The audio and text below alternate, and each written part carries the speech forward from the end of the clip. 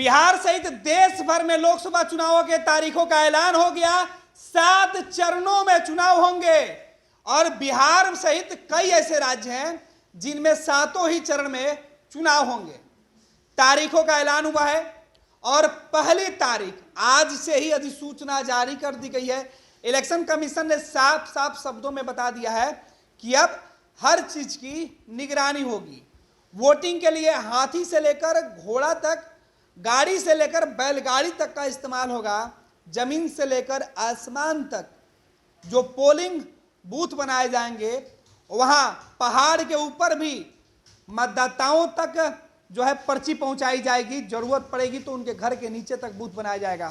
तारीखों पर चर्चा कर लेते हैं। हमारे साथ हमारे सहयोगी तेज प्रताप जुड़ेंगे। तेज, इलेक्शन की तारीखों का ऐलान हो गया, आज से अधिसूचना जारी हो गई और 7 चरणों में देश का सबसे बड़े लोकतंत्र के इस देश में चुनाव की तारीखों का ऐलान। बिल्कुल गणेश, मैं बता दूं कि पिछले बार जब 2019 में भी चुनाव हुआ था तो वो चुनाव भी आपको याद होगा और देशवासियों को भी याद होगा कि 7 चरण में ही कंप्लीट हुआ था। इस बार भी ईसीआई ने ये बोला कि जो आम चुनाव है 2024 का आम चुनाव 7 चरणों में लिया जाएगा और जो ईसीआई ने है उनकी तरफ से जो है डेट का ऐलान किया गया और डेट बताया गया। पहला चुनाव जो है 19 अप्रैल को किया जाएगा और 19 अप्रैल को ही बिहार में भी चुनाव होगा। गणेश, ये बड़ी बात है कि पहले चरण में ही बिहार को रखा गया है। बिहार में 19 अप्रैल मतलब होली की छुट्टी के बाद जो है वो चुनाव करवा लिया जाएगा। मतलब कि तमाम जो राजनीतिक पार्टियां हैं, बिहार की बात कर ले, राजद की बात कर ले या कांग्रेस बात कर ले या फिर बात कर ले एक तरह से कर ले एनडीए गठबंधन या महागठबंधन, ये तमाम पार्टियों को बस चुनाव की तैयारी करने में बेहद कम समय मिलेगा क्योंकि होली की छुट्टियाँ हैं तो तमाम जो राजनीतिक दल के नेता हैं वो होली की छुट्टियों भी मनाएंगे। लेकिन इन तरह के भी दूसरे चरण बात करें तो दूसरे चरण का हम आपको बता दें कि दूसरे चरण का जो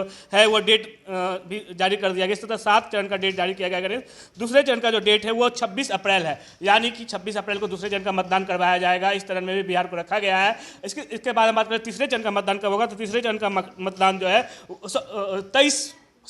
7 मई, 7 मई को आप तीसरे चरण का मतदान जो है ईसीआई की तरफ से करवाया जाएगा। उसी तरह से हम चौथे चरण की बात करें तो चौथे चरण का जो मतदान है वो जो है 13 मई को करवाया जाएगा। 5वें चरण का मतदान 20 मई को करवाया जाएगा और छठे चरण का मतदान जो है 25 मई को किया जाएगा और अंतिम यानी 7वें चरण का मतदान जो है 1 मई को करवाया जाएगा। 1 जून को 1 जून को करवाया जाएगा और 4 जून को जो है पूरा मतगणना करवा लिया जाएगा, यानी काउंटिंग हो जाएगा और काउंटिंग के बाद ही स्पष्ट हो जाएगा, यह साफ हो जाएगा कि इस देश में 2024 का जो लोकसभा चुनाव है उसके बाद किसकी सरकार बनेगी। और तमाम चीज़ें जो इतने उठापटक चल रही थी, राजनीतिक हालातों में इतनी सारी चीज़ें चल रही थी, वो सारी चीज़ों पर से पर्दा हट जाएगा और सब कुछ साफ हो जाएगा। लेकिन देखिए इस बार ईसीआई ने बहुत ही स्पष्ट निर्देश दिया है और ये बहुत बड़ी बात है। ईसीआई ने जो बोला कि आप देखते होंगे लगातार जो धन बल बाहुबल इन चीज़ का इस्तेमाल किया जाता है और इससे ईसीआई पे सवाल उठता है, कहा जाता है कि भाई आप ऐसा क्यों करवाया जाते हैं। उस पर आप देखते हो कि स्टार कैंपियन बहुत सारी पार्टियां, तमाम राजनीतिक पार्टियां स्टार कैंपेन उतारती है और वो आते हैं चुनाव में कुछ भी बोल के चले जाते हैं या लोग लुभावन बातें बोलते हैं। लेकिन ईसीआई ने साफ कहा कि इस बार मैंने सभी स्टार कैंपेन को और सभी राजनीतिक पार्टियों को यह निर्देश दिया है और बाकायदे नोटिस दिया है, उनको एक सूचना दिया गया है और उनको कहा गया कि आप जिनको भी स्टार प्रचारक बनाएंगे उनको ये सूचना उनके पॉकेट में डालेंगे, उनके जानकारी में देंगे और उनको कहेंगे कि आप सूचना साथ साथ लेकर जाएं। मतलब अगर आप कहीं प्रचार करने जा रहे हैं तो अपना सूचना अपने मेज पे जहाँ पे पोडियम बना तो उस पोडियम पे आपको सूचना रखना होगा और देखना होगा कि आप इस सूचना से इतर जो आपको गाइडलाइन दिया गया है, शब्दों के चयन का विशेष ख्याल रखना है। गाइडलाइन से हट के कुछ भी नहीं बोलिएगा। अगर गाइडलाइन नहीं, इलेक्शन कमीशन ने कहा कि आप जिन शब्दों का इस्तेमाल कीजिए उन शब्दों में इस बात का ख्याल रखिए कि रिश्ते ना खराब हो जाए। बिल्कुल देखिए शेरो शायरी के जरिए जो है हमारे ईसीआई ने वो चीज़ों को स्पष्ट कर दिया है, तो ये बहुत बड़ी बात है। और इस बार गणेश सबसे बड़ी बात है कि महिला मतदाताओं की, लड़कियों की जो है संख्या बढ़ी है गणेश, और देश के इतिहास में सबसे बड़ी बात है कि एक साथ इतने जो है लड़कियां वोटर बनी है और ये बहुत बड़ी बात है कि लड़कियां भी बढ़ चढ़कर अब जो है मतदान में हिस्सा ले रही। पहले जो होता था कि आप देखते होंगे कि गणेश की लड़कियां मतदान करने घर से निकलती नहीं थी, लेकिन इस बार लड़कियां जो है घर से निकल रही हैं और जिस तरह से उन्होंने वोटर आईडी कार्ड बनवाया है तो उम्मीद किया जा रहा है कि लड़कियां भी बढ़ चढ़कर हिस्सा लेंगी। और जिस तरह से ईसीआई ने स्पष्ट कहा है गणेश कि इस बार जो है हमारे तरफ से यह कहा गया है कि 2024 में किसी महीने में अगर आप 18 साल की उम्र को पूरा कर रहे हैं तो आप जो है वो स्पष्ट तौर पे आप मतदान करेंगे और मतदान सूची में आपका नाम आएगा। ये तमाम चीज़ें ईसीआई की तरफ से बताया गया। ईसीआई की तरफ से यह कहा गया है कि आप जो है मतदान करने जाएं और हर सुविधा, हर तरह की महिलाओं के लिए स्पेशल सुविधा दी जाएगी। तमाम चीज़ें बताई गई हैं। लोकसभा के साथ साथ कई राज्यों में विधानसभा के उपचुनाव की भी घोषणा की गई और ये चुनाव भी साथ साथ कराया जाएगा। बिल्कुल। और लोकसभा के दौरान बिहार में भी जो बिहार विधानसभा की खाली हुई जो सीटें हैं उस सीट पर उपचुनाव करा लिया जाएगा, इसकी भी सूचना जारी कर दी गई है। तो इस बार का चुनाव काफी दिलचस्प होने जा रहा है। इलेक्शन कमीशन ने कहा है कि हम अपने कार्यकाल के दौरान कोई भी देश के अंदर किसी भी राज्य का वैकेंट सीट नहीं छोड़ेंगे। और इलेक्शन कमीशन ने जो मुख्य बातें कही, उन्होंने कहा कि 1.8 करोड़ युवा वोटर पहली बार मतदान करेंगे और ये वोटर तय करेंगे कि देश का भविष्य क्या है। जिस तरीके से उन्होंने कहा कि 55 लाख ईवीएम मशीन से वोटिंग कराई जाएगी, जिस ईवीएम मशीन के ऊपर देश के कई राज्यों में विरोध प्रदर्शन चल रहा है, इलेक्शन कमीशन ने साफ कर दिया है कि उसी ईवीएम मशीन के सहारे वो वोटिंग करवाएंगी और उनकी संख्या 55 लाख होगी। 55 लाख ईवीएम मशीनों से वोटिंग कराई जाएगी। 1.5 करोड़ जो चुनाव कर्मी होंगे उनको लगाने का लक्ष्य रखा गया है। ये महत्वपूर्ण बात है जो बता रहे हैं गणेश, मैं आपको पूरा और स्पष्ट 97 करोड़ जो वोटर हैं वो शामिल होंगे। 97 करोड़, देश के 97 करोड़ जो वोटर हैं वो इस चुनाव में हिस्सा लेंगे, जिनमें 47.1% जो महिला वोटर होंगी। बिल्कुल। तो इस मैं तरीके एक्यूरेट डाटा आपको बता दूं गणेश कि क्या है एक्यूरेट डाटा। देखिए इस बार जो वोटर की संख्या की बात करें तो 96,88,21,926 मतदान जो है वो किए जाएंगे। मतलब जो है वो किए जाएंगे। इसके बाद बात करें चुनाव पुरुष मतदाता की संख्या, तो पुरुष मतदाता की संख्या इस बार जो है 9,72,31,994 है गणेश। वहीं महिला मतदाता की संख्या की बात कर लें तो 47,15,41,888 जो है महिला मतदाता है। अगर हम ट्रांसजेंडर की संख्या की बात करें गणेश तो 48,044 जो है ट्रांसजेंडर मतदाता है। इसके साथ हम बात करें दिव्यांग की बात करें तो दिव्यांग की संख्या जो है 88,35,449 है गणेश।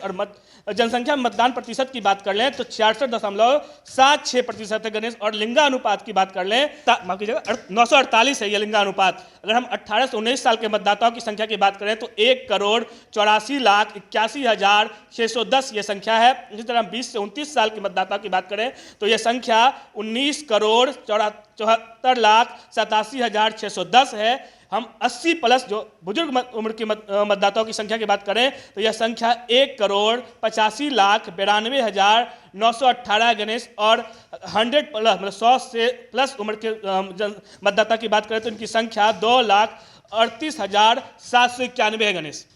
बिल्कुल। तो इलेक्शन कमीशन ने साफ कर दिया तारीखों का ऐलान। आज से तकरीबन 30-31 दिन का वक्त बचा हुआ है।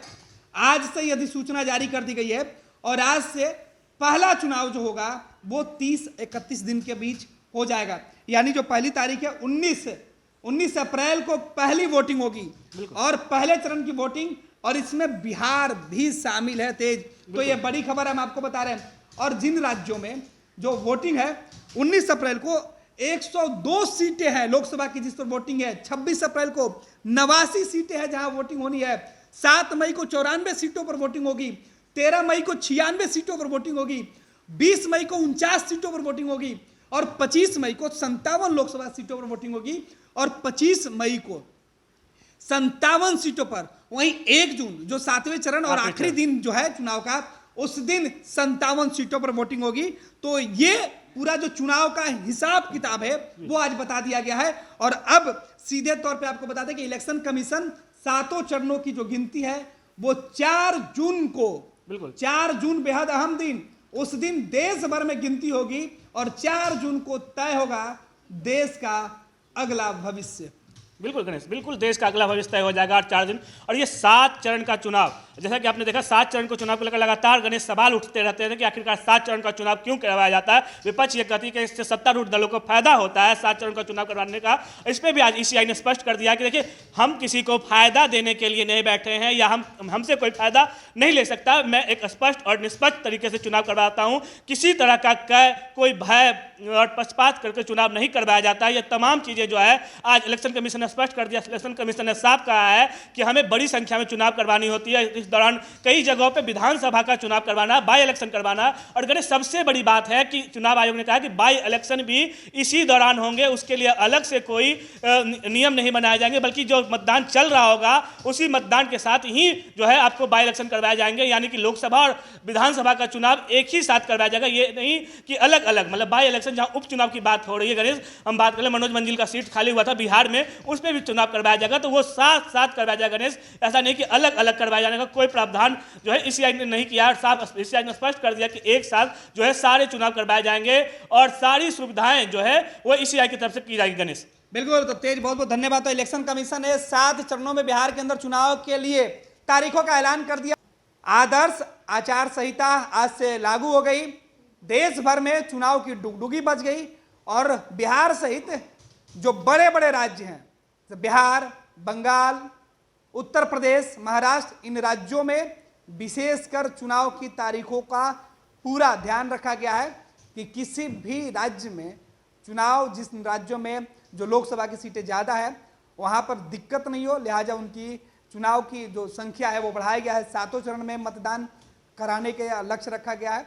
और जिन राज्यों में लोकसभा की सीटें कम है वहाँ पर जो चरण वाइज जो है संख्या घटाई गई है। तो ये बड़ी खबर थी। देश भर में आम चुनाव की घोषणा शुरू हो गई है। माफ कीजिएगा, देश भर में आम चुनाव की जो तारीखों का है वो ऐलान हो गया है और इलेक्शन कमीशन ने कई सारे निर्देश भी जारी किए हैं। कहा है कि चुनाव के वक्त जो राजनीतिक दल होती हैं उन्हें खास तौर पे अपने आचरण का ख्याल रखना होगा। शब्दों के बीच कुछ ऐसी बातें नहीं बोलनी होगी जिनसे रिश्ते बिगड़ते रहते हैं। हालांकि इलेक्शन कमीशन ने तंज भी कसा है कि आजकल के राजनीतिक हालात ऐसे हैं कि रिश्ते कब दोस्ती में बदल जाते हैं और कब दुश्मन दोस्त बन जाता है, तो दुश्मन जो है वो कब दोस्त हो जाता है ये नहीं कहा जा सकता। तो दोस्ती और दुश्मनी की पूरी कहानी हुई आज, और इलेक्शन कमीशन ने दोस्ती और दुश्मनी के साथ ही चुनाव की तारीखों का ऐलान कर दिया। ये लो, मुंह मीठा करो। आज मैंने अपना जॉब छोड़ दिया, अब हम पूर्णिया वापस जाएंगे। जॉब छोड़ दिया है? मतलब ये घर कैसे चलेगा? हम करेंगे क्या? और माँ बाबूजी क्या बोलेंगे? इसलिए मैं एक और मिठाई का डब्बा लाया।